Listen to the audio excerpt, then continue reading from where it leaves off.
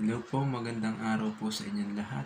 Andito na naman po muli ang inyong lingkod upang magturo po muli ng isang panibagong pag-aaral sa gitara. Bago po ang lahat, sana po ay nasa bahay po tayo para iwas po tayo sa virus at siyempre para mas madaling makarecover ang ating bansa o ang ating mundo sa dinaranas nating COVID-19 sa awa at tulong ng Diyos. Sa mga bago lang po manonood sa aking channel, welcome po at subscribe na rin po kayo. Ito po, sisimulan na po natin.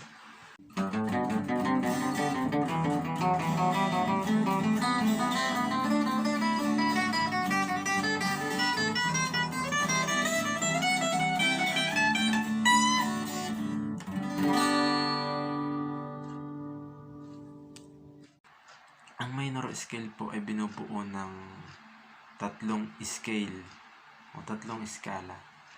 Bali po, ang una ko pong ituturo sa inyo ay C minor. Ang gagamitin po nating chord ay C minor. C minor natural scale ang una po. Paano gawin yung natural scale o C minor natural scale? Ito po siya, tingnan nyo na lang po kung paano siya. Dahan-dahan lang po siya.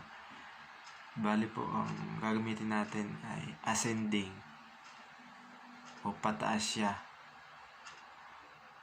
Ito po C minor, dito po sa 8th fret. Ito po C minor natural scale. Ito po.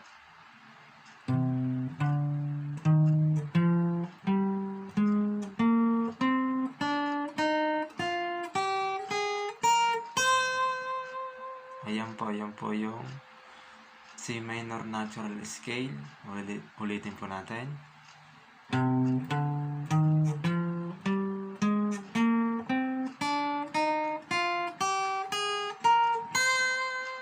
Yan po, C minor natural scale.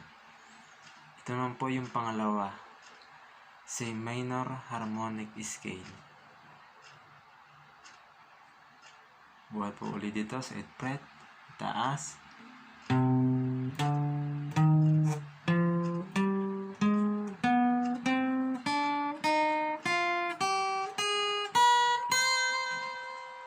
C minor harmonic scale. Ulit po.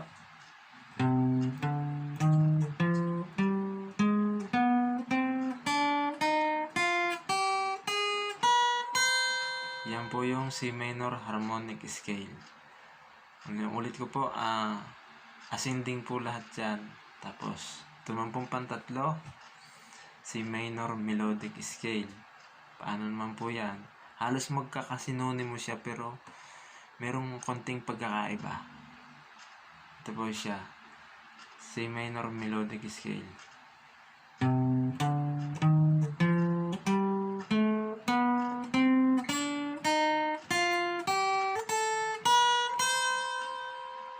Ulit, C minor melodic scale.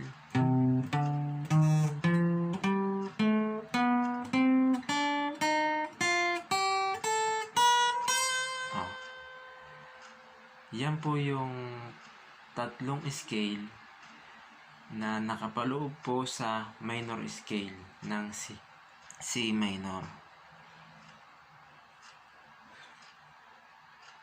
Umaasa po ako na nasusundan nyo. Ulitin po natin muli. Buhat sa minor natural scale. Ito po, C minor natural scale.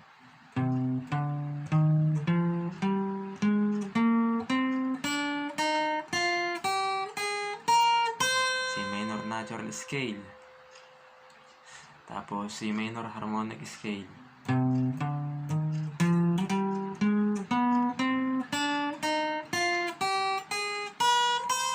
C minor harmonic scale. Tapos C minor melodic scale.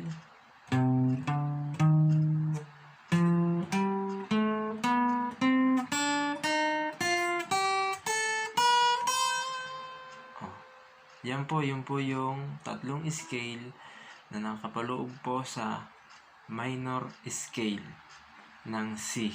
C major chord.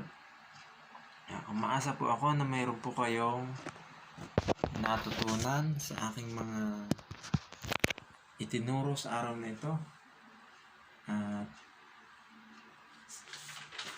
sana po ay may kaunting kaalaman na idagdag sa ating pag-aaral sa paggigitara. At yun lang po muna. At inuulit ko po na think positive lang po tayo. At stay at home po muna tayo para iwas sa sakit at iwas na rin tayong makahawa o mahawahan para mas madali tayong makarecover sa ating pinagdadaan ng virus sa ating sanlibutan. At higit sa lahat, lagi po tayong manalangin sa nasa taas para sa siya po yung ating pag-asa. At yun lang po muna. At hanggang sa muli at maraming salamat po sa inyong panonood.